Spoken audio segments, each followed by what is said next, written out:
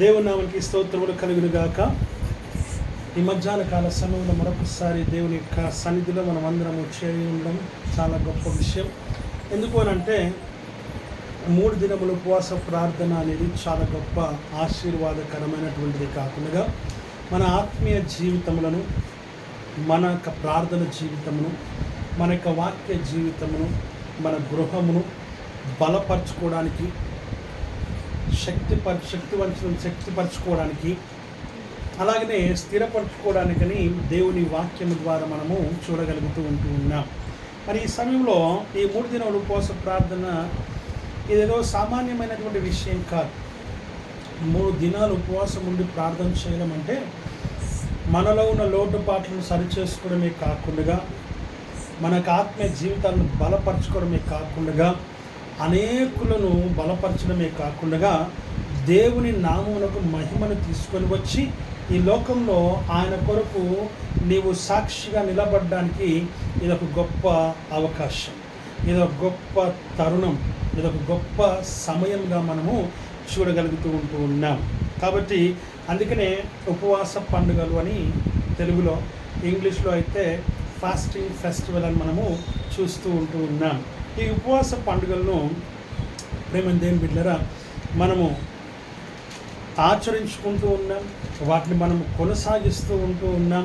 తద్వారా దేవుని సన్నిధిలో మనం ఇంకా ఎదగడానికి, బలపడటానికి ఇది ఒక మంచి అవకాశంగా మనము చూస్తూ ఉంటున్నాం. మరి ఈ రోజున దేవుడు మనతో తన వాక్యం ద్వారా మనతో మాట్లాడటానికి ఆయన సిద్ధముగా ఉన్నారు. ఈ మొదటి దినాన మనం అందరం కూడా ఎప్పుడు మనం చూస్తూ ఉంటాం. ఎందుకనంటే ఈ 3 దిన ఉపవాస ప్రార్థనలో నా వలన, నీ వలన, మన వలన, ఎవరి వలన ఎటువంటి ఆటంకాలు కలగకుండా ఉండినట్లు మనము పాపపు ఒప్పుకోలు ప్రార్థన దినముగా, రోజుగా మొదటి దినాన్న మనము ప్రార్థన చేస్తాం. ఆమేన్, హల్లెలూయా. దాని నిమిత్తమే దేవుడు కొన్ని విషయాలు మాట్లాడటానికి ఆయన సిద్ధముగా ఉన్నాడు. దేవుని వాక్యాన్ని మనం జాగ్రత్తగా విందాం. హల్లెలూయా. అంటాడు ఆయన, చూడండి, యెషయా గ్రంథము 43వ అధ్యాయము 24వ వచనం ఆఖరి 2వ మాటను మనం చూస్తూ ఉన్నాం. 24వ వచనం చదువుదాం. నా నిమిత్తము సువాసన గల లవంగ పట్ట చెక్కను నీవు నాకు రూకలిచ్చి కొనలేదు, నీ బలి పశువుల క్రొవ్వు చేత నన్ను పరచలేదు సరికదా, నీ పాపము చేత నీవు నన్ను విసికించితివి, నీ దోషము చేత నన్ను ఆయాస పెట్టితివి. ప్రార్థన చేసుకుందాం. మనం మిక్కులుగా ప్రేమించిన మా పర్వత తండ్రి, మీ నామానికి వందనాలు, స్తోత్రాలు, స్తుతులు, కృతజ్ఞతాస్తుతులు మేము చెల్లిస్తూ ఉంటున్నాం. అయ్యా, నీ వాక్యం ద్వారా మాతో సూటిగా, స్పష్టంగా మాతో మీరు మీ అధికారం కలిగిన స్వరం మాట్లాడమని వేడుకుంటున్నాం. వినగలిగే చెవులు, గ్రహించగలిగే హృదయమును, మనస్సును మాకు అనుగ్రహించమని వేడుకుంటూ ఉన్నాం. ప్రభువా, నీ వాక్యం విత్తబడుతుండగా మా శరీరంలో, ప్రభువా, మా ఆత్మీయ జీవితంలో, మా గృహంలో నీ కార్యాలు, క్రియలు జరుగును గాక, సరిచేయబడి, సరిదిద్దబడి, సమకూర్చబడును గాక, స్వస్థపరచబడి, బాగుపరచబడి, సమాధానపరచబడుదుము గాక. ఇన్ని కార్యములు జరిగించి మీ నామానికి మహిమ కలిగి చేసుకోమని యేసు క్రీస్తు నామములో అడిగి వేడుకొనుచున్నాము తండ్రి. ఆమేన్, హల్లెలూయా. వాక్యము సెలవిస్తున్నటువంటి మాటలు మనం ఇక్కడ చూస్తూ ఉన్నాం. కడంటాడు ఆయన 24వ వచనంలో, యెషయా గ్రంథము 23వ అధ్యాయము 24వ వచనంలో ఆఖరి 2 లైన్లు మనం చదువుదాం. ఆ ఆఖరి 2 లైన్లో ఏమంటున్నాడు ఆయన అనంటే, నీ పాపము చేత నీవు నన్ను విసికించితివి, నీ దోషము చేత నన్ను ఆయాస పెట్టితివి. దేవుని వాక్యం సెలవిస్తున్న మాటలు మనం ఇక్కడ చూస్తూ ఉన్నాం.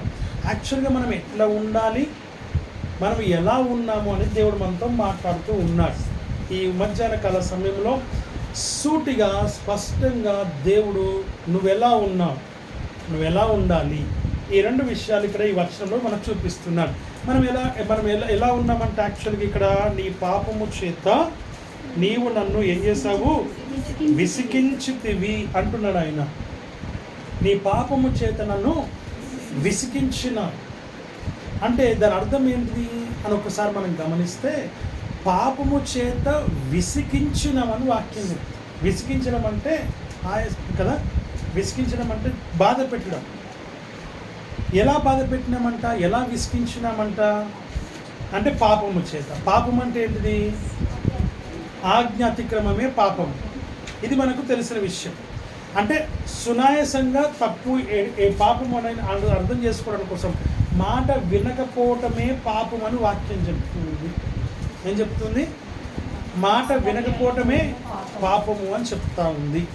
మరి అలాంటి పాపము ఈ రోజున ఇంకా అనేక రకమైన పాపము చేత, ఇది ఒకటే కాదు, ఇది నీకు అర్థం కావడం కోసం మాట వినకపోవడం పాపం. దేవుని వాక్యం సెలవిస్తున్న మాట, ఈ మాట వినకపోవడం అనేది, ఆజ్ఞను అతిక్రమించడం అనేది ఏదైతే ఉందో దేవుని వాక్యము సెలవిస్తున్నటువంటి మాటలు మనం ఇక్కడ చూస్తున్నాం. పాపము చేత దేవుణ్ణి విసిగించే స్థాయికి మనము ఎదిగినామా? కాదు, దిగజారినాం. ఏమయ్యాము మనము? దిగజారినాం. అంటే ఎన్ని తప్పులు చేస్తున్నామో, విసిగించడం అంటే ఇప్పుడు చూడండి, మనము ఉదయకాలం నుంచి సాయంత్రం దాకా, ఇప్పుడు మన పిల్లలు మన మాట మనం ఏదైనా పని చెప్పినాం అనుకోండి, చేయలేదు అనుకోండి, మనకేమొస్తుంది? అప్పుడే రాదు, ఒకసారికి రాదు, 2 సార్లు చెప్తాం, 3 సార్లు చెప్తాం, హల్లెలూయా. ఆ తర్వాత 4 సార్లు, 5 సార్లు, 10 సార్లు, 20 సార్లు అయినా వినట్లేదు. ఇప్పుడు ఇది విసిగించడమే కదా, బాధించడమే కదా, వేధించడమే కదా, దుఃఖపెట్టడమే కదా, కోపం తెప్పించడమే కదా. ఇలాగ మనము ఏం చేస్తున్నామంటే దేవుణ్ణి విసిగించినామంట. ఏం చేస్తున్నామంట? విసిగిస్తూ ఉన్నాం. దేవుణ్ణి విసిగించటం వలన వాక్యం చెప్తుంది, నీవు నన్ను విసిగించితే నీ పాపము చేత, నీ పాపం ఎక్కడి వరకు చేరిందనంటే నీ పాపము ఆయన్ని విసిగించిందని వాక్యం చెప్తుంది. నీ పాపము ఆయనని ఏం చేసిందంట? విసిగించిందంట. 2వ లైన్లో అంటాడు, నీ దోషముల చేత నన్ను ఆయాస పెట్టితివి. పాపమే కాదు, దోషముల చేత కూడా, దోషములు, అపరాధములు, అతిక్రమ క్రియల చేత నీవు నన్ను ఏం చేశావు? ఆయాస పెట్టావు. మనం మెట్లెక్కి వస్తే మనకేమేస్తుంది? ఏమొస్తుంది? ఆయాసం వస్తుంది. ఏంటిది ఆయాసం అంటే? యాక్చువల్గా అంటే మనం ఎక్కి రావటం వలన ఆయాసం అనేది శరీరానికి కలుగుతుంది. దమ్ము తీస్తూ ఉంటాం, ఊపిరి పీలుస్తూ ఉంటాం. ఇలాగ ఊపిరి ఆడకుండా చేయటం ఏదైతే ఉందో దానిని నువ్వు ఆయాసపరుస్తున్నావు అని వాక్యం చెప్తా ఉంది. నీ దోషములు, నీ అపరాధములు, నీ యొక్క అపరాధ క్రియలు ఏవైతే ఉన్నాయో, దోషక్రియలు ఏవైతే ఉన్నాయో దేవుణ్ణి నీవు ఆయాసపరుస్తున్నావు, ఊపిరాడకుండా చేస్తున్నావని, ఊపిరాడకుండా నీ జీవితమును ప్రేమను దేని మీద దేవునికి ఆయాసకరంగా మార్చినావని వాక్యము ద్వారా మనం ఇక్కడ చూస్తూ ఉంటున్నాం. నీ పాపము చేత దేవుణ్ణి విసిగిస్తూ ఉన్నావు, నీ దోషము చేత, నీ అపరాధ క్రియల చేత, నీ యొక్క పాప క్రియల చేత దేవుని ఆయాసపరిచినట్టుగా మనం చూస్తున్నాం. ఎంత ఘోరమైన విషయం కదండి. దేవుణ్ణి ఆయాసపరుస్తూ, ఈ ఆస్తమా పేషెంట్స్కి ఆయాసము వాళ్ళకి దుమ్ము పోయినప్పుడు కానీ, లేకపోతే ఏదైనా అలర్జీ అయినప్పుడు కానీ వాళ్ళు ఊపిరాడదు. వాళ్ళకి ఎంత గాలి ఉన్నా కూడా ఊపిరాడదు వాళ్ళకి. అంటే ఊపిరాడకుండా చేస్తూ ఉన్నాం, చనిపోయేటట్టుగా చేస్తూ ఉన్నాం, ఊపిరి ఆగిపోయేటట్టుగా నువ్వు చేస్తూ ఉన్నామని నీ దోషములు, నీ అపరాధములు, నీ అతిక్రమ క్రియలు అంత ఆయాసపరుస్తున్నాయని దేవుని చెప్తూ ఉన్నాయి. అంత దిగజార్చుకున్నావు, అంత దిగజారిపోయినావని దేవుని వాక్యం ద్వారా నువ్వు అంటూ ఉన్నావు. యాక్చువల్గా మనం ఎలా ఉండాలి అని అంటే పైన చెప్తుంటే, పైన 2 మాటల్లో అంటాడు ఆయన, నా నిమిత్తము సువాసన గల లవంగపు చెక్కను నీవు రూకలిచ్చి కొనలేదు. ఏం కొనలేదు? రూకలిచ్చి ఏం కొనలేదంట? లవంగపు చెక్క. ఏ చెక్క? లవంగపు చెక్క, సువాసన గల లవంగపు చెక్క. మనం దేంట్లో వాడతాం దీన్ని? దేంట్లో వాడతాం? కూరల్లో, ఇంకా ఇంకా బగారన్నంలో, బిర్యానీలో వాడతాం. ఎందుకు? సువాసన రావాలి. అట్ ద సేమ్ టైం కొంచెము ఘాటుగా ఉండాలి. నువ్వు ఈ లోకములకి ఘాటుగా ఉండాలి. ఈ లోకమునకు నువ్వు సువాసనగా ఉండాలి. దేవునికి సువాసనగా నువ్వు ఉండాలని, దేవుని కొరకు నువ్వు ఎంతవరకైనా కూడా నువ్వు ఎదుర్కొని పోరాడే ఆత్మీయ జీవితము కలిగి నువ్వు ఉండాలని, ఘాటుగా ఉండాలని, సాతానుని చూసినప్పుడు ప్రేమ భయపడే విధంగా ఘాటుగా ఉండాలని, సువాసన వెదజల్లే విధంగా నువ్వు ఉండాలని వాక్యము ద్వారా మనం చూస్తూ ఉన్నాం. 2 లైన్లు అంటాడు. కింద ఇంక మాట చూసినప్పుడు అక్కడ నీ బలి పశువులు అమ్మా క్రొవ్వు చేత నన్ను తప్పించలేదు, తృప్తిపరచలేదు. ఆమేన్, హల్లెలూయా. నీ బలి పశువు క్రొవ్వు చేత నన్ను నీవు తృప్తి పరచలేదు. సరికదా? అప్పుడు చెప్తాడు సరికదా. మొదటిది లవంగపు చెక్క, సువాసనగా లవంగపు చెక్క వలె నువ్వు ఉండాలి లోకానికి. రెండోదిగా నువ్వు ఎలా ఉండాలంట? బలి పశువు క్రొవ్వు చేత నువ్వు దేవుని తృప్తిపరిచే విధంగా ఉండాలి. క్రొవ్వు అంటే టేస్ట్కే కదా. కొంచెం కొవ్వు ఏమంటాం అంటమా? మటన్ షాప్ పోయినప్పుడు అంటమా? చీనా ఏమని అడుగుతాం కదా, చీనా వేయండి, కొవ్వు వేయండి. ఆమేన్, హల్లెలూయా. ఎందుకు? టేస్ట్ కోసం. ఆయన అంటున్నాడు, బలి పశువు క్రొవ్వు చేత, విలువైనటువంటిది క్రొవ్వు చేత నీవు నన్ను తృప్తిపరచు. ఈ లోకంలో నువ్వు అట్లా ఉండాలి. విలువైన జీవితమును జీవించాల్సింది, టేస్ట్గా రుచికరముగా జీవించాల్సినటువంటి నీవు అలా జీవించకుండా, అలా ఇవ్వకుండా, అలాంటి నీ జీవితం నాకు ఇవ్వకుండా, నీ హృదయాన్ని మనస్సు నాకు ఇవ్వకుండా నువ్వు జీవిస్తూ, అలా ఉండకుండా నువ్వు జీవిస్తూ, సరికదా నువ్వు ఎలా ఉన్నావంట? అలాంటి జీవితంలో ఉండకుండా నువ్వు ఎలా ఉన్నావంట? నీ పాపము చేత నన్ను విసిగించే స్థితిలో నువ్వు ఉన్నావు. నీ దోషము అతిక్రమము చేత నువ్వు నన్ను ఏం చేస్తున్నావు? ఆయాసపరుస్తూ ఉన్నావని వాక్యం చెప్తుంది. ఇంతకంటే ఘోరమైన విషయం మరొకటి లేదు. ప్రేమ దేని మీద యాక్చువల్గా నేను దేవుడిని ప్రార్థన చేస్తూ ఉన్నాను. ప్రభువా, ఈరోజు నేను నీ సన్నిధిలో నిలబడాలి. నీ సన్నిధిలో ప్రభువా నిలబడి నీ వాక్యంతో ప్రభువా నీ వాక్యం చెప్పాలి. అయితే నాకు కావాల్సినటువంటి నీ ఆత్మీయ ఆహారం నాకు దయచేయి.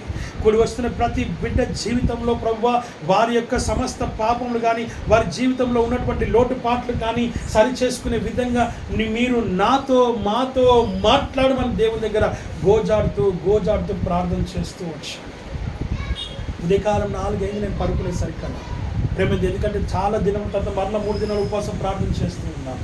అయ్యా, ఈ ఉపవాస పండుగల్లో నేను కరెక్ట్గా ఉండాలి, నేను సరిగా ఉండాలి ప్రభువా. అయ్యా నేను ప్రభువా అనేకులకు నేను మాదిరికరంగా ఉండాలి. అయ్యా నేను అనేకులకు ప్రభువా నేను సూచనగా ఉండాలి. అయ్యా నేను అనేకులను చుక్కానిగా ఉండాలి, అనేకులకు నేను వెలుగుగా ఉండాలి.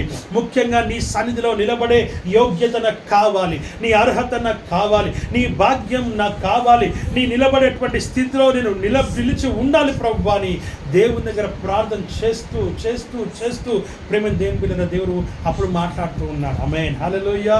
ఏమని మాట్లాడుతూ ఉన్నాడు? 24వ వచనంలో ఆయన అంటూ ఉన్నాడు, ఏమని? నీవు నా నిమిత్తము సువాసన గల లవంగ చెక్క వలె నీవు ఉండాలి. హల్లెలూయా, హల్లెలూయా. రెండోది ఏమంటున్నాడు? బలి పశువు యొక్క క్రొవ్వు చేత నీవు నన్ను తృప్తిపరచాలి. కానీ నువ్వు ఎలా ఉన్నావంట? నీ పాపము చేత నన్ను ఏం చేస్తున్నావు? విసిగిస్తూ ఉన్నావు అని మాట్లాడుతున్నాడు. విసిగిస్తూ ఉన్నావు. నేను చదివిండొచ్చు, కానీ నాకు ఈ చదువుగానే నాకు కొత్తగా అనిపించింది. ఇది ఎప్పుడు నేను చదవలేదే, ఇది ఎప్పుడు నేను గమనించలేదే అని దేవుడు నాతో మాట్లాడుతూ ఉన్నప్పుడు. ఆమేన్, హల్లెలూయా. దేవుని వాక్యం సెలవిస్తున్న మాట మనం చూస్తున్నాం. దేవుడు మాట్లాడతాడు. సరే, మనం సరి చేసుకునే స్థితిలో మనం ఉన్నామా? సరిదిద్దుకునే స్థితిలో మనం ఉన్నామా? సరి చూసుకునే స్థితిలో మనం ఉన్నామా? పరిశోధించుకునే స్థితిలో మనం ఉన్నామా? ప్రేమ దేవుని బిడ్డలారా పరిశీలన చేసుకునే స్థితిలో మనం ఉన్నామా? ఆ వాక్యం మనతో మాట్లాడుతుంది బాగానే ఉంది, కానీ దాన్ని సరిచేసుకొని, సరిదిద్దుకొని, సమకూర్చుకొని, బాగుపరుచుకొని, స్వస్థపరుచుకొని దేవుని సన్నిధిలో మనము ఒప్పుకొని విడిచిపెట్టి ఆయన సన్నిధిలో అయ్యా నేను పాపిని అని నువ్వు నిలబడే స్థితిలో నువ్వు ఉన్నావా? ఈరోజున ఏమని ఒప్పుకోవాలి?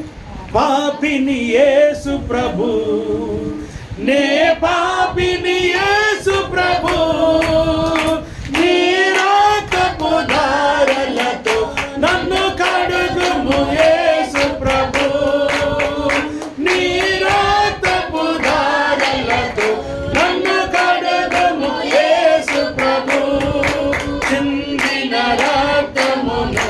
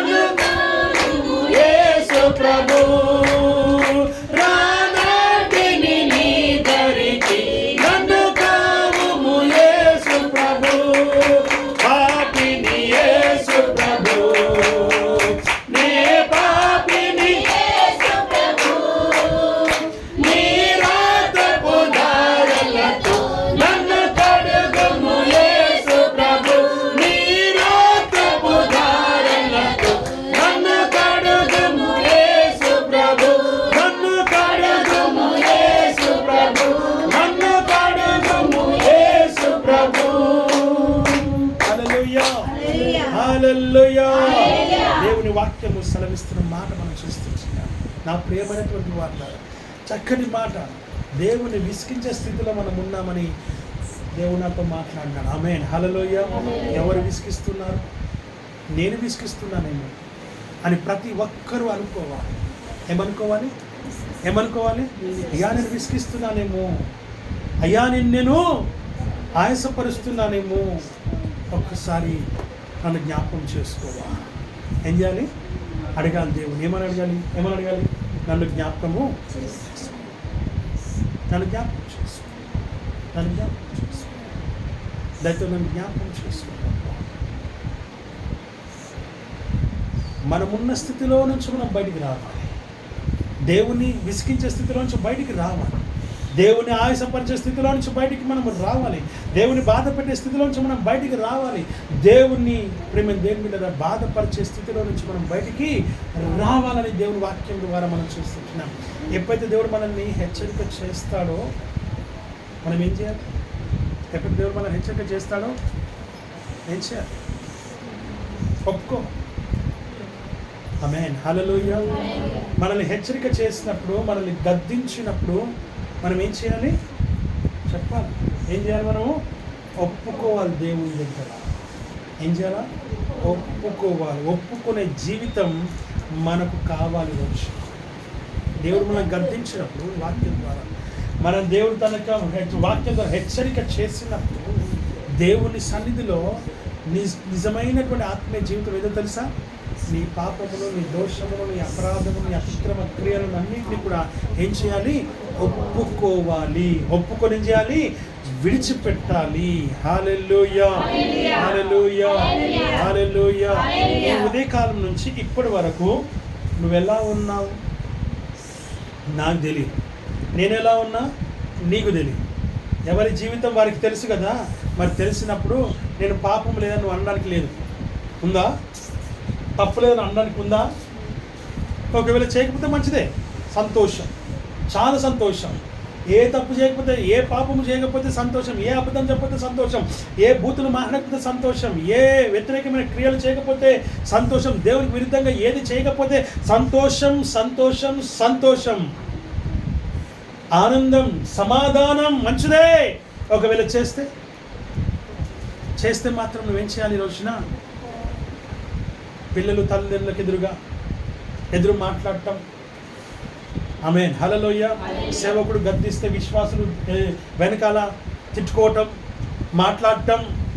ప్రేమ దేవుని బిడ్డలారా, ఇవన్నీ కూడా పాపమునకు, దోషములకు, అతిక్రమములకు, ప్రేమ అపరాధములకు ఇవన్నీ మూలమని వాక్యం ద్వారా మనం ఇక్కడ చూస్తున్నాం. ఎదురు చెప్పడమే, ఎదురు మాట్లాడటమే, వినకపోవడమే పాపం అని వాక్యం చెప్తుంది. ఇలాంటి పాపాలు మనం ఎన్ని చేయట్లేదు. దేవుడి సన్నిధికి రాకుండా ఉండడం పాపం, తప్పు, అపరాధము, అతిక్రమము.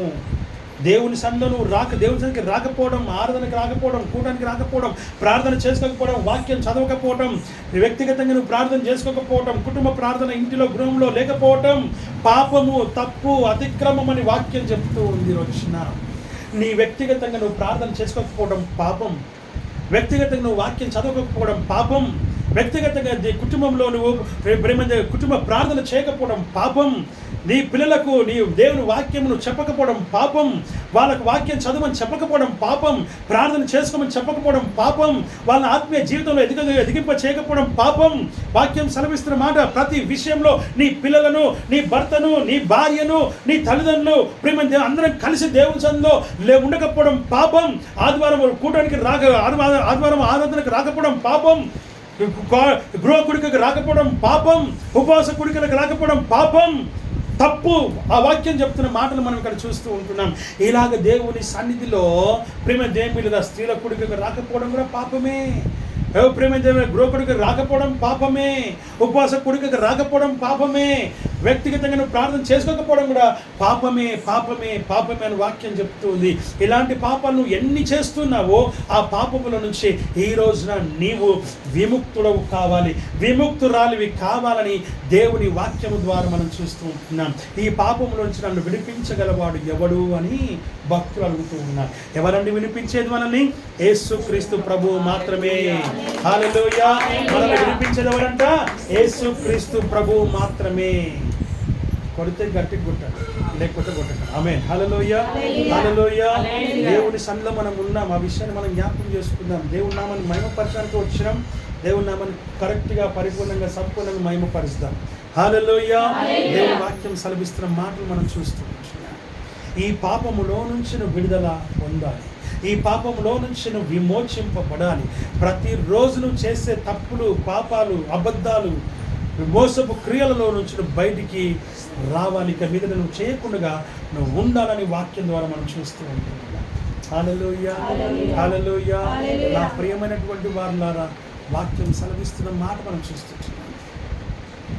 మన జీవితంలో పాపం ఏలుబడి చేయకుండా నిన్ను నీవు జాగ్రత్తగా చూసుకోవాలని దేవుని వాక్యం ద్వారా మనము చూస్తూ ఉంటూ ఉన్నాం. హల్లెలూయా, హల్లెలూయా. ఒకసారి 51 కీర్తనలోకి మనం వెళ్దాం. ఒకసారి 51 కీర్తనలోకి మనం వెళ్దాం. వచ్చేసి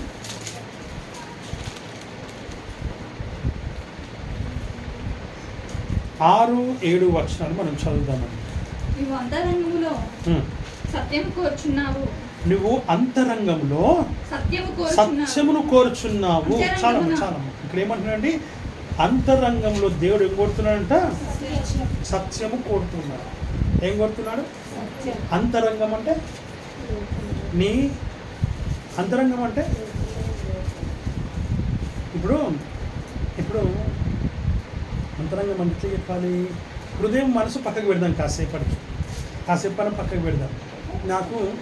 నాకు షారన్ అంటే నాకు ఎందుకో ఇష్టం లేదు. ఎందుకో తెలియదు కానీ ఇష్టం లేదు. బస్ అంటే అది నేను చెప్పాల్సిన అవసరం లేదు, కానీ ఇష్టం లేదు. ఆమేన్. హల్లెలూయా. ఒకవేళ నాకు ప్రైజ్ లార్డ్ చెప్పింది అనుకోండి, ఏం చేస్తాను నేను? ఒకవేళ మంచి మనసు లేకపోయినా మోమాటానికైనా ప్రైజ్ లార్డ్ చెప్తాను నేను. కొన్నిసార్లు నాకు అట్లా కూడా ఉండదు, మోమాట కూడా అట్లాంటి ఏం లేదు. ముఖమే తిప్పేసుకుంటాను. నా ఇష్టం. ఏం చేస్తా? ముఖం తిప్పేసుకుంటా. పాపి. ఎవరు? పాపి. హల్లెలూయా, హల్లెలూయా. నా దృష్టికి ఆమె పాపి కాబట్టి నేను ఆమెతో మాట్లాడాలి. ఆమె అబ్బో అని నేను మనసులో ఇవన్నీ ఇట్లా ఉంది నాకు. ఆమేన్. హల్లెలూయా, హల్లెలూయా. ఒకసారి ఇట్లాగే ఒక సహోదరి ఇంకొక సహోదరి గురించి ఒక వ్యక్తిగతంగా ఆమె వాట్సాప్లో ఏదో గ్రూప్లో ఉంటే గ్రూప్లో మెసేజ్ పెట్టిందంటే ఏమని పెట్టిందంటే సంథింగ్ అట్లా చెడుగా పెట్టింది. నువ్వు తప్పు చేసినావని, నువ్వు ఇంకేమో చేసినావని, నువ్వు అట్లా అసలు మంచిదానివి కాదనేసి దేవుని పేరు చెప్పి ఏదో ఇది చేస్తున్నా సంథింగ్ ఏదో అట్లా ఏదో పెట్టేసింది. గ్రూప్లో అందరు చదివారు, ఎవరేం కామెంట్ పెట్టలేదు. కానీ అయితే ఈ సహోదరి ఏం చేసింది, చాలా బాధపడ్డది, చాలా దుఃఖపడ్డది, చాలా వేదన పడ్డది. తర్వాత ఏం చేసిందంటే ఆ సహోదరి దగ్గరికి వెళ్ళింది. ఎప్పుడో ఒక 4-5 వారం రోజుల తర్వాత వెళ్ళి సిస్టర్ అనగానే ఎదురుగా చూడగానే షాక్ అయిపోయింది. డోర్ కొట్టగానే ఎదురుగా కనపడానికి సర్కిల్లో షాక్ అయిపోయి ఆండీలో కూడా మాట్లాడుతూ ఇది చేస్తూ ఉంది. ప్రైజ్లో సిస్టర్ అని చెప్పింది, ఈమెనే పెళ్ళామని ప్రైజ్లో చెప్పింది. ప్రైజ్లో అన్నదండి. ఆమేన్, హల్లెలూయా. సరే నేను లోపలికి తలుపు అయితే తీయండి సిస్టర్ అని అంటే తలుపు తీసిందంట. లోపలికి కూడా పిలువరా అంటే అయితే రండి అని వచ్చినాక, సిస్టర్ నాతో మీకు ఏం ప్రాబ్లం ఉంది చెప్పు, ఇంత పెద్ద మెసేజ్ పెట్టారు కదా నా గురించి, నేను తప్పు చేసినాను, నేను ఇంకేదో చేస్తాను అని పెట్టినారు కదా, ఎందుకు పెట్టినారు, మీరు ఏం చూసారు నా గురించి, ఏం విన్నారు నా గురించి, మీరు నా గురించి నాకు వ్యక్తిగతంగా మీరు ఏం తెలుసుకొని నా గురించి మీరు ఇంత భయంకరంగా పెట్టారు నా గురించి అని చెప్పి ఆమె అడిగిందంట. నా తప్పేది నేను తెలుసుకుందామని వచ్చిన, నేను ఎంత ప్రార్థన చేసినా కూడా మీ గురించి నేను ఎక్కడ ఏ విషయం కూడా తప్పు చేసినట్టు కానీ మిమ్మల్ని ఏదో అన్నట్టు కానీ వేరే వాళ్ళ దగ్గర ఎక్కడ కూడా అన్నట్టు నాకు ఏం కూడా, నేను ఈ వారం రోజులు ప్రార్థన చేసుకుంటున్నాను సిస్టర్, చేసుకొని వచ్చిన నాకు తెలియాలి, నాకు దయచేసి నాకు తెలియట్లేదు, నేను తెలుసుకోలేకపోతున్నా, నేను ఎంత ప్రయత్నం చేసినా కూడా నీ గురించి నేను ఎక్కడ తప్పు చెప్పినట్టు కానీ, లేకపోతే నీ గురించి నేను వేరేగా మాట్లాడినట్టు కానీ, లేకపోతే ఇతరులకు నీ గురించి తప్పుడు మాట చెప్పినట్టు కానీ నాకు ఎక్కడ కూడా జ్ఞాపకం రావట్లేదు, ఏమైనా తప్పు చేశానా అని. హల్లెలూయా. లేదు సిస్టర్ అట్లా కాదు అనేసి ఇంకా నీళ్ళు నమ్ములుతూ ఉంది. ఆమె ఏంటంటే లేదు, మీకు ఎవరైనా చెప్పారా, పోనీ అదని చెప్పండి, మీరు ఎవరైనా చెప్పారు అంటే ఇక ఏం మాటల్లో అర్థం కావట్లేదు. ఇంత పెద్ద లకోట పెట్టినప్పుడు నువ్వేం చేయాలి, చెప్పాలి. ఏం చేయాలి, చెప్పాలి, మాట్లాడాలి. గ్రూప్లో ఉన్నది కదా, వాట్సాప్ ఉంది కదా, నేను మెసేజ్ తోసేయడం కాదు అట్లా. ఆమేన్, హల్లెలూయా. ఏం తప్పు చేశానో నేను క్లారిఫికేషన్ చేసుకుందామని వచ్చిన సిస్టర్, మీరు చెప్పండి అంతే. ఏముంది అక్కడ, ఏం లేదు. ఎవరో ఏదో చెప్పారు, ఎవరైనా ఏమని చెప్పారా పోనీ, చాలాసేపటి దాకా చెప్పకుండా గంట తర్వాత అప్పుడు సిస్టర్ మీరు ఏమనుకోనంటే ఏం లేదు, నాకు నీ గురించి ఇట్లా చెప్పుకుంటా ఉన్నారు, అందు గురించి ఎవ్వరు ధైర్యం చేయలేకపోతున్నారు, వాళ్ళ మాటలు విని నేను పోస్ట్ చేసిన. హల్లెలూయా. ఏం చేసిందట, ధైర్యవంతురాలు, వీరవనిత, శూరురాలు, ఆమేన్, హల్లెలూయా, పోస్ట్ చేసిందంట. అంతే, ఇంకేం లేదు అక్కడ. నన్ను మీరు ఎప్పుడైనా చూసారా, నాతో మీరు ఎప్పుడైనా ఇంటరాక్ట్ అయ్యారా, నాతో మీరు ఎప్పుడైనా మాట్లాడినారా, నాతో మీరు ఎప్పుడైనా సహవాసం చేశారా, నేను మీ ఇంటికి ఎప్పుడైనా వచ్చానా, మీరు నా ఇంటికి ఎప్పుడైనా వచ్చారా, ఎప్పుడైనా కలిసి భోజనం చేసినామా, ఎక్కడైనా ఇది చేసుకున్నామా, ఎందుకు ఇంత కక్ష, ఎవరో ఏదో చెప్తే. ఆమేన్, హల్లెలూయా. ఈరోజు మనం ఏం చేస్తున్నాము, ఏదో ఊహించేసుకుంటున్నాం. వాక్యం చెప్తుంది ప్రేమ దేవుని బిడ్డ.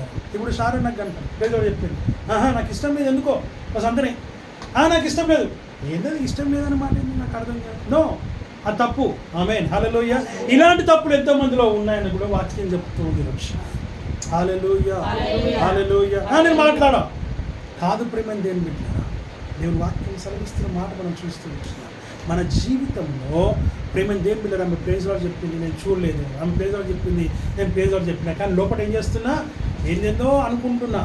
అంతరంగం అంటే ఏందేందో అనుకోవడం, పైకి మాట్లాడుతూనే లోపట వేరేగా అనుకోవడం అంతరంగం అంటే. అంతరంగములో సత్యము కావాలి, హృదయంలో కాదు, మనసులో కాదు, అంతరంగం. మనలో మనము మాట్లాడుకోవటం ఏదైతే ఉందో దాన్ని అంతరంగము అంటారు. ఏమంటారు దాన్ని, అంతరంగం. హల్లెలూయా, హల్లెలూయా, హల్లెలూయా. మనకి ఇష్టమైన వాళ్ళు ఉన్నారనుకోండి, బాగా వాళ్ళ కళలోకి వస్తే కూడా సంతోషం. ఇష్టం లేని వాళ్ళు కళలోకి వస్తే ఎట్లుంటుంది. హల్లెలూయా.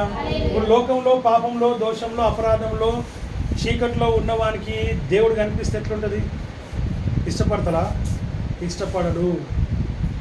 వెలుగులోకి రమ్మంటే వస్తాడా, రాడు. అంతరంగం ఒకటి ఉంటుంది, ఆ అంతరంగాన్ని ఎవ్వరు చదవలేడు, ఎవరు తెలుసుకోలేడు, ఎవ్వరు కూడా గ్రహించలేడు, ఎవ్వరు కూడా.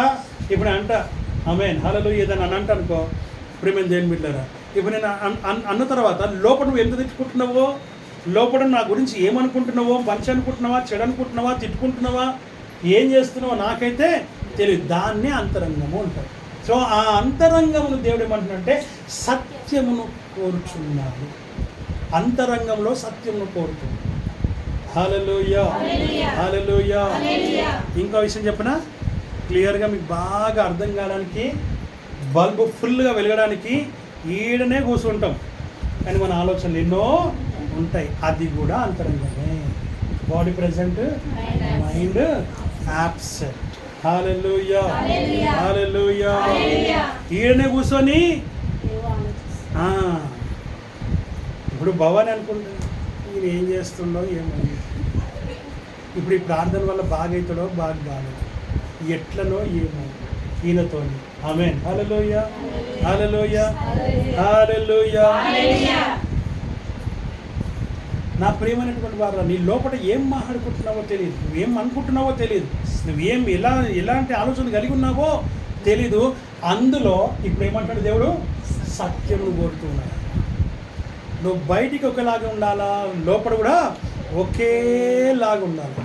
నీ కష్టం దేవుడు ఎరుగుడు, కానీ ఆ కష్టాన్ని బయటికి చూపించేసేయి, దేవునికి అప్పచెప్పేసేయి. స్వీట్గా ఉండు, స్మార్ట్గా ఉండు, తెలివిగా ఉండు, చక్కగా ఉండు, ఫెయిర్గా ఉండు, క్లియర్గా ఉండు. మనసును, హృదయాన్ని తేలిక చేసుకో. మనం ఇక్కడికి వచ్చింది నింపుకొని వచ్చిండొచ్చు, ఒకవేళ భారం అంతా నీ లోపల ఉండొచ్చు, తీసి దేవునికి ఇచ్చి ఇక్కడ పెట్టేసి. ఆమేన్. హల్లెలూయా. నాకు ఇచ్చే నేను తీసుకుంటా. ఆమేన్. హల్లెలూయా, హల్లెలూయా. సమస్త భారం మోయిచున్న జనులారా నా యొద్దకు రండి, నేను మీకు ఏం చేస్తా, సమాధానం కలగజేస్తా. విశ్రాంతి, సమాధానం, నెమ్మది కలగజేస్తా. ఆనందము, సంతోషం. నీ ముఖం చూస్తుంటే నాకు ఆనందం కనబడట్లేదు, నీకు ఆనందం నీకు అనుగ్రహిస్తా. సంతోషం కనబడట్లేదు, నీకు సంతోషం ఇస్తా. నీకు నెమ్మది కనబడట్లేదు, నేను నెమ్మదిని ఇస్తా. నీకు మా సమాధానం కనబడట్లేదు, సమాధానం అనుగ్రహిస్తా. నీ భారం నాకు ఇచ్చేసి. మొయ్యలేక మోస్తూ ఉన్నావు. ఆమేన్. హల్లెలూయా. ఎంత దీనిలోంచి బయటపడదాం అనుకున్నా బయటపడలేకపోతే నాకు ఇచ్చేసి. ఆయన అడుగుతున్నాడు, సూర్యుడు నేను అడుగుతున్నాడు, నీ భారాన్ని నాకు ఇచ్చేయి, నీ కష్టం నాకు ఇచ్చేయి, నీ వేదన నాకు ఇచ్చేయి, నీ శ్రమ నాకు ఇచ్చేసేయి, నీ దుఃఖం నాకు ఇచ్చేసేయి, నీ కన్నిటి వేదన నాకు ఇచ్చేసేయి. మన వాక్యం చెప్తుంది వచ్చిన, నీ కన్నిటిని, నీ వేదనని, నీ బాధని యావత్తు నాకు ఇచ్చి నీవు తృప్తిగా ఉండు, సంతృప్తిగా ఉండు, తేలికగా ఉండు, సమాధానంగా ఉండు, నెమ్మదిగా ఉండమని దేవునితో మాట్లాడుతూ ఉన్నారు. హల్లెలూయా, హల్లెలూయా. దేవుని వాక్యం సెలవిస్తున్న మాటలు మనం ఇక్కడ చూస్తున్నాం. నా అంతరంగములో సత్యం, నీ అంతరంగంలో దేవుడు ఏం కోరుతున్నాడు, సత్యమునే కోరుతున్నాడు, ఇంకేం కోరట్లేదు. ఆయన ఉందా లేదా, లేదు. ఆమేన్. హల్లెలూయా. ఉందని అబద్ధం చెప్తాను, ఏం లేదు. మనప్పుడు ఏం లేదు. ఇది సత్యం, ఇది సత్యం. మనలోపల చాలా ఉన్నాయి, ఉన్నాయా లేవా? లేవని అబద్ధం చెప్పు. ఏమున్నాయని చెప్పు, ఒకటి చెప్పు అని అంటే నాకేనా, నీకేం నీ లోపల ఏమున్నాయి, నాకేనా, నీ లోపల నాకేం తెలుస్తుంది, మీరు తెలుసా నాకేమన్నా? హల్లెలూయా, హల్లెలూయా, హల్లెలూయా. ఎవరికి ఎంత అప్పు కట్టాలో నాకేం తెలుసు, ఎంత అప్పు చేసినావో నాకేం తెలుసు, ఎన్ని రకాల అప్పులు చేసినా నాకేం తెలుసా?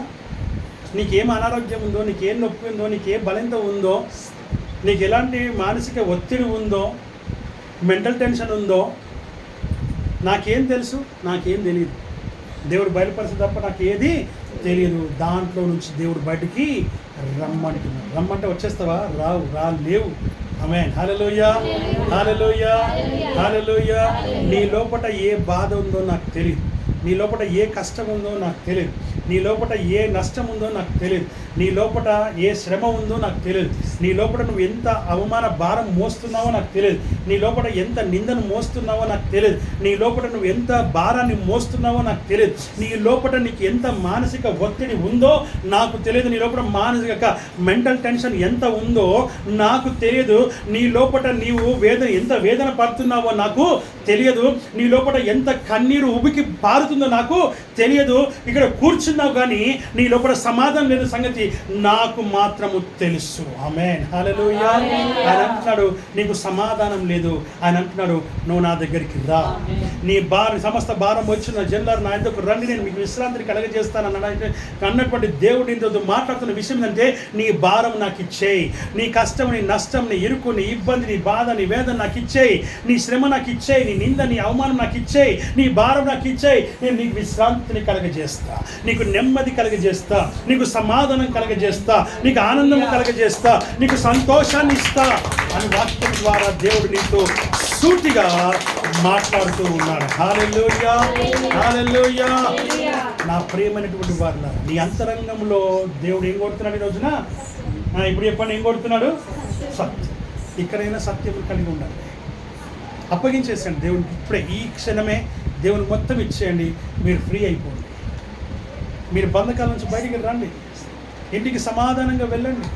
ఇప్పుడు మీరు ఇక్కడికి ఎలా వచ్చారో, ఎట్లాంటి పరిస్థితిలో వచ్చారో నాకు తెలియదు, కానీ ఈ వచ్చిన స్థితిలోనే కాకుండా వెళ్ళే స్థితి సమాధానకరమైనదై ఉండాలి. ఆమేన్, హల్లెలూయా.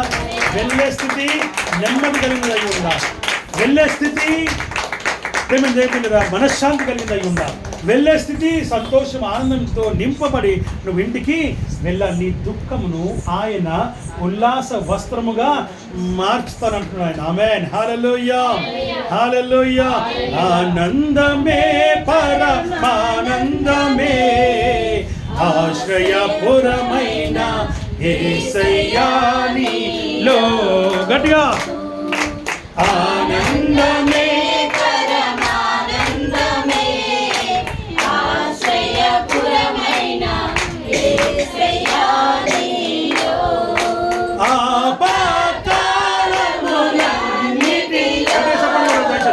ఆదరించిన అక్షయుడా నీకే స్తోత్రము. ఆపకాలములన్నిటిలో ఆదరించిన అక్షయుడా నీకే స్తోత్రము. ఆనందమే పరమానందమే, ఆశ్రయపురమైన యేసయ్యా నీలో. పక్షిక గల చోట్ల పరుండ చేసితివే, జీవ జలములు ఆదరించితివే. పక్షిక గల చోట్ల పరుండ చేసితివే, జీవ జలములు త్యాగనిచ్చితివే, మా ప్రాణమునకు సేద తీర్చితివే, నా ప్రాణమునకు సేద తీర్చితివే. నీతియు శాంతియు నాకిచ్చితివే. నీతియు శాంతియు నాకిచ్చితివే. ఆనందమే పరమానందమే, ఆశ్రయపురమైన యేసయ్యా నీలో. హల్లెలూయా, హల్లెలూయా. ఎలా వెళ్ళాలంటే ఇంటికి ఎలా వెళ్ళాలా? ఆనందముతో, సంతోషంతో, సమాధానంతో, నెమ్మదితో, మనశ్శాంతితో ఇంటికి. నేను చూస్తే నాకు కనబడుతుంది. అలా నింపబడితే నీ కళ్ళలో నీ ఆనందము కనబడుతుంది. కనబడుతుంది పక్క. హల్లెలూయా. కాబట్టి మీరు అందరూ వెళ్ళేటప్పుడు నాకు ఏం చేయాలా? మీ కళ్ళు నాకు చూపించి అంతేనా? నిజం అడగాలి దేవుడు. ప్రభా నేను నా భారాన్ని మొత్తం నీకు ఇచ్చేస్తాను. నిజమే ప్రభా, నేను భారాన్ని మోస్తూ వేదన పడుతూ దుఃఖపడుతూ కష్టపడుతూ శ్రమ పడుతూ ఉన్నాను, మోయలేక మోస్తున్నాను ప్రభా. నేను నీ ఆనందాన్ని పొందుకోవాలి, నీ సమాధానాన్ని నేను పొందుకోవాలి, నీ నెమ్మదితో నేను ఇంటికి నేను వెళ్ళాలి. నాతో పాటు నా ఇంట్లో వాళ్ళు కూడా నెమ్మది పొందుకునే కృప నాకు దయచేయమని దేవుని ఇక్కడే ప్రార్థన చేసుకొని వెళ్ళాలి. హల్లెలూయా. 9వ వచనం చూద్దాం. అక్కడ ఏమంటున్నాడో చూద్దాం ఒకసారి. నా పాపములకు 9వ వచనం చదువు మరి. నా పాపములకు విముఖుడవు కమ్ము, నా దోషములన్నిటినీ. ఆమేన్. ఏమంటే ఇక్కడ నా పాపములకు విముఖుడవు కమ్ము. ఇప్పుడు నువ్వు ఒప్పుకోవాలి. ఏం చేయాలి ఇప్పుడు? ఈ మధ్యాహ్న కాల సమయం నువ్వు చేయాల్సిన పనులు ఏంటంటే, ఆయన అన్నాడు, నువ్వు పాపము చేత నన్ను విసిగిస్తూ ఉన్నావు, నీ దోషం చేత నన్ను ఆయాసపరుస్తూ ఉన్నావని దేవుడు అంటున్నా. భక్తుడు ఏమంటున్నాడంటే, నా పాపములకు విముఖుడవు కమ్ము అంటే, నువ్వు ఒప్పుకుంటే ఆయన విముఖుడవు. ఒప్పుకోవాలి, ఒప్పుకునే జీవితం కావాలి. నా పాపములకు అయ్యా నువ్వు చూడకుండా ఉంది, నేను ఒప్పుకుంటున్నా, ఇక వాటిని చూడకు, ఇక ఒప్పుకున్నాక ఇక చూడకి, ఒప్పుకున్నాక ఇప్పుడుగా అంటే ఉన్నా కూడా చూడొద్దని కదా దాని అర్థం. విముఖుడు కమ్మంటే ఒక నన్ను ఇట్లాగే అడిగాడు, అదేందని అట్లా మాట్లాడుతున్నావు, దేవుని వాక్యం చెప్తుంది, నువ్వు నా పాపంలోకి విముఖుడు కమ్మని చెప్తుంది, క్లియర్గా చూడొద్దని చెప్తాడు. దేవుడు ఎందుకు చూడాలన్నా అసలు అని అడిగాడు. ఏమడిగాడు? దేవుడు ఎందుకు చూడాలి? ఆదాము కూడా అట్లనే చూసిన, అనవసరంగా ఆదాము ఏదైనా చూడటం చెల్లగొట్టిండు, అనవసరంగా ఇలా కొట్టిందంట. హల్లెలూయా. భలే గమ్మత్ మాట్లాడతారులే కొంతమంది, భలే గమ్మత్ మాట్లాడతారు. దేవుడు వాక్యం సెలవిస్తున్న మాట మాట్లాడిస్తారు. ఒకసారి నన్ను ఒకడు అడిగాడు, ఏమని అడిగాడంటే, అన్న ఈ వెడ్డింగ్ యానివర్సరీస్ చేసుకోవచ్చా అని అడిగాడు, ఈ బర్త్డేలు చేసుకోవచ్చా అని అడిగాడు. ఏమడిగాడు? వెడ్డింగ్ డేలు బర్త్డేలు చేసుకోవచ్చా అని అడిగాడు. అంటే నేనన్నా, ఈ లోకమంతటిని దేవుడు నీ కోసం సృష్టించాడు. ఎందుకు? ఆయన అన్నాడు, లోకము పాపము అన్నాడు ఆయన. ఈ లోకమును నిర్మించినప్పుడు దేవుడు నీకు పవిత్రంగా పరిశుద్ధంగా నిర్మించాడు. మళ్ళీ వెంటనే అడుగుతాడు, మరి లోకంలో పాపం ఉన్నప్పుడు ఎందుకు ఇది కావాలి, ఎందుకు నిర్మించాడు అని అంటే, ఆయన నిర్మించినప్పుడు లోకం బాగానే ఉంది, ఆదాము తప్పు చేశాడు కాబట్టి పాపం వచ్చింది మధ్యలోకి, అంతే. ఆదాము తప్పు చేశాడు, ఆజ్ఞ అతిక్రమించాడు కాబట్టి పాపం వచ్చింది, ఆ పాపం నింపబడ్డది, ఆ పాపం ఏలుబడి చేస్తూ ఉంది. కాబట్టి దేవుడు లోకం నిర్మించినప్పుడు పరిశుద్ధంగా నిర్మించాడు. 6 దినాలు, 7వ దినం మొదటి దినం ఆయనది, మా మీద 6 దినాలు ఆయన సృష్టించాడు మన కోసం. రెండోది ఏంటో తెలుసా? నువ్వు మాత్రం దేవుని కోసం. నువ్వు ఎవరి కోసం? ఎవరి కోసం? నీ కోసం. ఎవరు? లోకం. దేవుడు లోకం నీ కోసం నిర్మించాడు. అందమైన లోకంలోకి నేను తీసుకురావడానికి అందమైన లోకాన్ని సృష్టించి ఈ లోకంలోకి తీసుకొచ్చాను. సరే, మీకు అర్థం కానట్టు. ఇప్పుడు మనము పుట్టబోయే బిడ్డకి ఏమేం చేస్తాం? పొందుతాను చెప్పాలి, ఒక పేరు సెలెక్ట్ చేసుకుంటాం. అట్లాగే పెట్టినాం కూడా, చిట్టి తొట్టి లొట్టి అనే పేరు కూడా రెడీగా పెట్టుకుంటాం. ఇది కాకుండా చిన్న చిన్న గౌన్లు, నెక్కర్లు, జుబ్బలు, బెడ్, మెత్తలు అన్నీ ప్రిపేర్ చేసుకుంటాం. వాళ్ళ కోసం అని చెప్పి ఇంతకుముందు పాతకాలంలో అయితే బట్టలన్నీ చీరలన్నీ కట్ చేసి గోసి బట్టలు తయారు చేసేవాళ్ళం ట్రయాంగిల్ షేప్లో. ఇప్పుడైతే నెక్కర్లు వచ్చినాయి కానీ పక్కకు పెట్టాడు. ఇవన్నీ తయారు చేసుకొని పెట్టుకోమా. అలాగనే నీ కోసం దేవుడు ఏం చేశాడు? ఈ లోకమంతటిని నిర్మించి, ఈ అందమైన లోకాన్ని నిర్మించి నిన్ను లోకంలోకి తీసుకొచ్చాడు. ఎవరి కోసం? నీ కోసం. మరి నువ్వెవరి కోసం? దేవుని కోసం. ఇప్పుడు అర్థమైంది కదా? దేవుని వాక్యం సెలవిస్తుంది, మరి నువ్వు దేవుని కోసం. దానికి ఏంది కాన్సెప్ట్ అని అంటే, నేనన్నా, అయ్యా ఇంత అందమైన లోకం దేవుడు సృష్టించి నీ కోసం సృష్టించినప్పుడు నువ్వు మాత్రం దేవుని కోసం కాదా? కాబట్టి నువ్వు దేవుని కోసం అని చెప్పి అన్న. బర్త్డేకి దీనికి ఏం సంబంధం? వెడ్డింగ్కి దీనికి ఏం సంబంధం అని వస్తున్నా అడిగే. 127వ కీర్తన 3వ వచనం, తినవసరం లేదు. కుమారుడు దేవుడు అనుగ్రహించి స్వాస్థ్యము, గర్భఫలము దేవుడిచ్చు స్వాస్థ్యము. యోహాను సువార్త 21వ అధ్యాయం, మనం 16వ అధ్యాయం 21వ వచనం తినవసరం. అక్కడ చూసినప్పుడు, ఇగో ఆమె ప్రసవ దినములు సమీపించినప్పుడు బహు వేదనతో ఆ బిడ్డను కన్న తర్వాత ఆ దుఃఖమును, ఆ బాధను, ఆ వేదన అంతా కూడా ఆమె మర్చిపోను. కారణం ఏంటి? ఆ బిడ్డను చూడగానే ఆ భూలోకంలోకి ఒక నరుడు వచ్చిన సంతోషంతో ఆ పెయిన్స్ అన్నీ ఆమె మర్చిపోతుందంట. ఆ దుఃఖమంతా, ఆ వేదనంతా, పడ్డ వేదనంతా మర్చిపోతుందంట. మరి అంత సంతోషకరమైనటువంటి సమయమును, ఆ సంతోషకరమైన పుట్టిన దినాన్ని ఏ తల్లి ఏ తండ్రి మర్చిపోతాడు? పుట్టినరోజు చేయకుండా ఉంటారా? ఇది లోకానుసారం. బైబిల్లో ఉందా అన్న ఎక్కడన్నా? యదవా బైబిల్లో ఉంది. ఎట్లా ఉంది?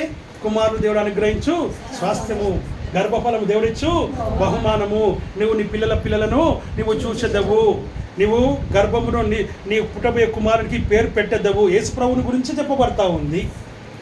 ఆమేన్. హల్లెలూయా. హల్లెలూయా. వాక్యం సెలవిస్తున్న మాట మనం చూస్తూ ఉంటున్నాం. ఆ తర్వాత ఏమంటున్నాడు, ఇదిగో అబ్రాహాము అంటున్నాడు, ఇదిగో నా కుమారుని ఇచ్చావు గనుక అని బలి అర్పిస్తూ ఉన్నాడు. సంతోషంతో పార్టీ చేస్తూ ఉన్నాడు. 1 ఇయర్కి చేశాడు. అలాగే ప్రతి సంవత్సరం చేస్తూనే ఉన్నాడు. ఇస్సాకు నా కుమారుని ఇచ్చావు, 2 కుమారులు ఇచ్చావు ప్రభు అని ఆయన. ఆ తర్వాత యాకోబు 12 కుమారులు ఇచ్చాడు. ఆ తర్వాత యోసేపు అని అంటున్నాడు. అందరూ కూడా ఈ దేశమందు దేవుడు నాకు ఇచ్చినటువంటి కుమారులు అని దేవుణ్ణి మహిమపరుస్తూ ఉన్నారు. ఆమేన్. హల్లెలూయా. పుట్టుక దినం అనేది ఇంకొక విషయం చెప్పాను. ఒకడు మారు మనసు పొందుట వలన పరలోక రాజ్యంలో గొప్ప విందు జరుగుతుంది. మరి అది సెలబ్రేషనే కదా, అది సెలబ్రేషనే కదా. ఆమేన్. హల్లెలూయా. ప్రేమ దేవుడు వాక్యం సెలవిస్తున్న మాట మనం చూస్తూ ఉంటున్నాం. నేను నువ్వు ఎక్కడికి వెళ్తున్నావో నాకు తెలియదు, కానీ ఆ పాస్టర్ గారు నిన్ను రాంగ్ గైడెన్స్లో నడిపిస్తూ ఉన్నాడు. Better you come out from there అని చెప్పి కదా. నిన్ను ఆ సేవకుడు ఏం చేస్తున్నాడు, రాంగ్ గైడెన్స్లో నన్ను నడిపిస్తూ ఉన్నాడు. నువ్వు దాంట్లో నుంచి బయటికి రా. కొంతమందికి వాక్యం తెలియదు, కొంతమందికి అసలు వాక్యం అంటే ఏందో కూడా, వాట్ ఈస్ వాట్ అనే సంగతి కూడా తెలియదు. జాగ్రత్త. హల్లెలూయా. హల్లెలూయా. వాక్యం సెలవిస్తున్న మాట మనం చూస్తున్నాం. తప్పిపోయిన కుమారుడు వస్తే తండ్రి ఏం చేశాడు? ఫంక్షన్ చేసినా చేయలేదా? చేశాడా? వాడు పుట్టిన దినానికంటే ఎక్కువ గొప్పగా చేశాడు. ఆమేన్. హల్లెలూయా. హల్లెలూయా. కాబట్టి పుట్టినరోజులు చేసుకోవచ్చు, వెడ్డింగ్ డేలు చేసుకో. ఇది లోకానుసారంగా సంతోషపడుతున్నాం. నేను 1 సంవత్సరం అయింది అని తెలుస్తుంది. మన లూధియానా మాకు తెలియదు అన్న డేట్ తెలియదు మాకన్నా వెడ్డింగ్ డే. ఇన్ని సంవత్సరం ఎంత తెలుసు కానీ పలానా డేట్ మాకు తెలియదు అని చెప్పింది. అలా తెలియకపోతే మనకి ఎంత బాధ అనిపిస్తుంది. ఆమేన్. హల్లెలూయా. ఈరోజు నువ్వు పుట్టిన దినాన్ని నువ్వు రాసుకొని పెట్టుకొని ఎక్కడ స్కూల్కి వెళ్ళినా ఆ డేట్ కావాలి compulsory. Date of birth compulsory కావాలి, డేట్ ఆఫ్ డెత్ కూడా కంపల్సరీ కావాలి. ఏదైనా ఆస్తులకు గొడవ వస్తే దాని విషయంలో మాట్లాడటానికి. అందుకని ఇక్కడ వాక్యం ఏం చెప్తుందంటే మనము రాంగ్ గైడెన్స్లో ఉండకూడదు. హల్లెలూయా. హల్లెలూయా. వాక్యాన్ని వాక్యముగా ఉన్నట్టుగా నువ్వు ఏం చేయాలా? బోధించాలి. అలాంటి బోధ లేనప్పుడు యేసుప్రభు కూడా కొంతమంది భలే గమ్మత్తు మాట్లాడుతూ ఉంటారు. యేసుప్రభు పుట్టిన దినం ఎక్కడ కూడా బైబిల్లో లేదంటే రావును లేదు, ఏసై పెట్టలేదు, వ్రాయబడలేదు. ఎందుకు వ్రాయబడలేదు మనకు తెలియదు. వ్రాయబడలేని దాని గురించి మనకు అవసరం లేదు. ఆమేన్. హల్లెలూయా. ఆయన పుట్టిన సంగతి మనం చేసుకుంటున్నామా చేసుకోవట్లేదా? చేసుకోవాలి ఖచ్చితంగా. ఎందుకు? ఆయన పుట్టిన సంగతి మరి అందరికీ లోకానికి తెలియదు కదా. ఆయన చనిపోయిన సంగతి లోకానికి తెలియాలి కదా. ఆయన మరలా వస్తున్న సంగతి లోకానికి తెలియాలి కదా. ఇదే సువార్త. ఇదేంటిది? ఇది సువార్త. హల్లెలూయా. అందుకే వాక్యం చెప్తున్నమాట. ఆయన అంటాడు, చదువు 9వ వచనం, చదువు. నీ పాపములు ఏం చేయాలంట? విముఖుడవు కావాలి. ఎందుకు పెట్టాడనే మాట రాకూడదు. ఒప్పుకున్న దాన్ని ఏం చేయాలంట? ఇక మళ్ళా చూడకు ప్రభువా అని దాని అర్థం. ఒప్పుకుని విడిచిపెట్టిన దాని వైపు మరలా చూడకు ప్రభువా అని దాని అర్థం చేసుకునే జ్ఞానం కూడా కావాలి. అందుకే యెహోవా యందు భయభక్తులు కలిగినవాడు అని వాక్యం చెప్తుంది. కలిగి ఆయన త్రోవల యందు నడుచువాడందరూ కూడా ధన్యులు అని వాక్యం చెప్తుంది. సో నువ్వు తెలుసుకోవాలి, వాక్యముగాను గ్రహించాలంటే దేవుని పరిశుద్ధాత్మ కావాలి నేను అర్థం చేసుకోవడానికి. ఆ పరిశుద్ధాత్మనికి అన్ని అర్థం చేపిస్తాడు. అందుకనే వాక్యం చెప్తున్న మాట మనం చూస్తూ ఉంటున్నాం. నా పాపములకు విముఖుడవు కమ్ము. 2వ లైన్లో ఏమంటాడమ్మా? త్వరగా చెప్పండి. నా దోషములన్నిటినీ తుడిచి. నువ్వు ఒప్పుకుంటే ఆయన విముఖుడు అవుతాడు. నువ్వు ఒప్పుకుంటే తుడిచేస్తాడు. ఆమేన్. హల్లెలూయా. ఒప్పుకుంటే విముఖుడు అవుతాడు, అనగా చూడకుండా ఉంటాడు. ఒప్పుకుంటే తుడిచేస్తాడు. తుడిచేసే గొప్ప దేవుణ్ణి నువ్వు ఈ రోజున కలిగి ఉన్నావు. తుడిచేయడం అంటే ఎట్లా తుడిచేయాలా? బ్లాక్ బోర్డు ఉందనుకోండి, ఈ బ్లాక్ బోర్డు పైన రాస్తే పిల్లలు పాపం రాసుకుంటూ ఉంటే టీచర్ తుడిచేస్తే వాళ్ళు ఎంత ఏడుస్తారు తెలుసా? మీకు ఐడియా ఉందా? ఆమేన్. హల్లెలూయా. ఎందుకనంటే తుడిచేశారు కాబట్టి. అలా నీ పాపం కూడా తుడిచివేయబడతాయి. నీ దోషములు దేవుడు తుడిచివేస్తాడని వాక్యం ద్వారా మనము చూస్తున్నాం. 11వ వచనం చదువును. 11వ వచనం. నీ సన్నిధిలో నుండి నన్ను త్రోసివేయకుము. నీ పరిశుద్ధాత్మను నా యొద్ద నుండి తీసివేయకు. ఇప్పుడు ఈ పాపం ఒప్పుకొని విడిచిపెట్టిన తర్వాత, దేవుడు తీసేసిన తర్వాత ఈ దోషములన్నీ తుడిచేసిన తర్వాత నువ్వు చేసే ప్రార్థన ఏంటిదో తెలుసా? ఇది మళ్ళీ చదవండి. నీ సన్నిధిలో నుంచి నన్ను ఇప్పుడు ఏంటంటే పశ్చాత్తాపంతో కూడుకున్న ప్రార్థన. ఏ ప్రార్థన ఇది? ఇదెవరు చేపిస్తున్నారు? పరిశుద్ధాత్మ. నువ్వేదో ఒప్పుకుంటావా? ఎస్తరమ్మా ఒప్పుకుంటావా? ఒప్పుకోము. మామూలుగా నువ్వు పాపి అంటే ఒప్పుకోవు. నేను పాపినేంది అని అంటావు, ఎదురు ప్రశ్నిస్తావు. కానీ ఇక్కడ వాక్యం ఏం చెప్తుందంటే దాంట్లో నుంచి బయటికి వచ్చినప్పుడు పరిశుద్ధాత్ముడు ఏం చేస్తాడు? నీ లోపట ఉండి అంటాడు, అయ్యా చదువుమా, నీ సన్నిధిలో నుంచి నన్ను ఏం చేయకు, త్రోసివేయకు. ఆ తర్వాత ఏమంటాడండి? నీ పరిశుద్ధాత్మను నా యొద్ద నుండి. అది సంగతి. ఈరోజు నీ జీవితంలో నీ దేవుడు నీతో మాట్లాడుతున్న మాట నుంచి, అయ్యా నీ పాపం ఒప్పుకునే స్థితికి వస్తావు. తర్వాత పరిశుద్ధాత్మ నా యొద్ద నుండి నువ్వు తీసేయకు ప్రభు అని అడుగుతూ ఉన్నాడు. ప్రేమ దేవుని బిడ్డ, వాక్యం సెలవిస్తున్న మాటలు మనం ఇక్కడ చూస్తున్న సన్నిధిలో నుంచి నన్ను త్రోసివేయకు అడుగుతూ ఉన్నాడు. ఎప్పుడు అడుగుతాం ఇది అని అంటే పరిశుద్ధాత్మను ఒప్పించినప్పుడు అడుగుతాం. నీ సన్నిధిలో నుంచి నన్ను త్రోసివేయకు. హల్లెలూయా, హల్లెలూయా, హల్లెలూయా. నువ్వు దేవుని సన్నిధికి రాకుండా నువ్వు ఉన్నావు అని అంటే అంతకంటే ఘోరమైన తప్పు పాపం ఇంకొకటి లేదు. ఆమేన్, హల్లెలూయా.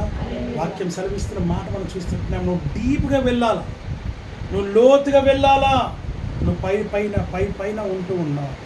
పైన కాదు నువ్వు ఉండాల్సింది, లోతుగా నువ్వు వెళ్ళాలని వాక్యం చెప్తుంది. పరిశుద్ధాత్మను నా యుద్ధ నుండి తీసివేయకు, నీ సన్నిధిలో నుంచి నన్ను త్రోసేయకు తీసేయకు ప్రభువా అని భక్తుడు అడుగుతున్నాడు. 15వ వచనం. ప్రభువా నా నోరు నీ స్థుతిని ప్రచురపరచునట్లు నా పెదవులను తెరువుము. ఆమేన్. ఏమంటున్నాడు ఇక్కడ? నెక్స్ట్ ఇంకో మాట చెప్తున్నాడు. ఇప్పుడు ఏమంటున్నాడు? ఒప్పుకున్న తర్వాత, అయిపోయిన తర్వాత, పరిశుద్ధాత్మ యొక్క పశ్చాత్తాపం అంతా అయిపోయిన తర్వాత ఇప్పుడు చెప్తున్న మాట ఏంటంటే, ప్రభువా నా నోరు నీ స్థుతిని ప్రచురపరచునట్లు నా పెదవులను తెరువుము. ఇప్పుడు చూసారా ఎంత అనుకూలమైన వచనం, ఎంత అనుకూలమైన ప్రార్థన చేస్తూ ఉన్నాడో. ఇప్పుడు అయ్యా నీ స్థుతిని ప్రచురపరిచినట్లు నా నోరు తెరువు. ఎంత చక్కటి మాట. నీ పెదవులు దేవుణ్ణి స్తుతించాలి. ఏం చేయాలి? నీ పెదవులు దేవుణ్ణి స్తుతించాలి. నా నోరు నీ స్థుతిని ప్రచురపరిచినట్లు నా పెదవులను తెరువమంటున్నాడు. నీ పెదవులు ఆయన్ని మాత్రమే స్తుతించాలి, ఆయన్ని మాత్రమే గణపరచాలి. 14వ వచనం. త్వరగా.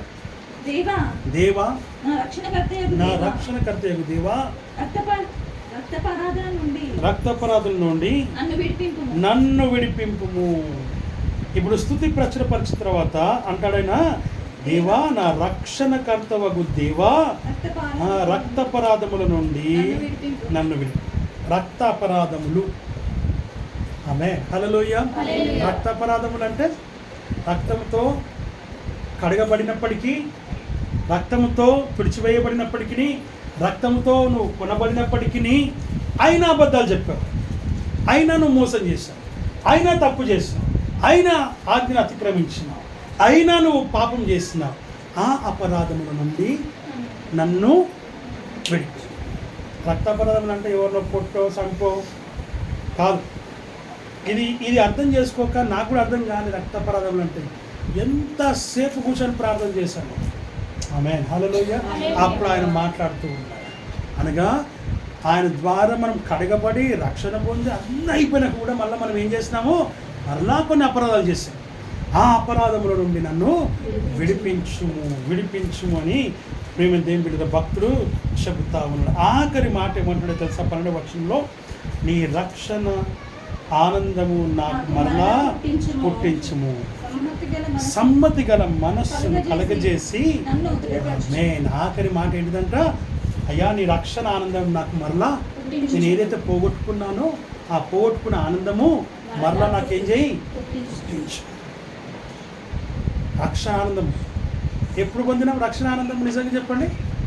స్టార్టింగ్లో మనం ఎప్పుడైతే మారుమనసు పొందినామో, రక్షణ పొందినామో, అప్పుడున్న సంతోషము, అప్పుడున్న ఆనందము, అప్పుడున్న ఆత్మీయ జీవితము, బలమైన జీవితము, సరైన జీవితము, శక్తివంతమైన ఆత్మీయ జీవితము, ప్రార్థన జీవితము, వాక్య జీవితము, దేవుని సన్నిధిలో అన్నిట్లో కరెక్ట్ ఉన్నారు, అన్నిట్లో పాల్గొనటువంటి కృత నిశ్చయత కలిగినటువంటి ఆ రక్షణ ఆనందం మరలా నాకు పుట్టించుము. 2 లైన్లు అంటాడు ఆయన, సమ్మతి గల మనస్సును, ఆమేన్ హల్లెలూయా, సమ్మతి గల మనస్సును కలుగజేసి నన్ను దృఢపరచడం అంటే బలపరచడం.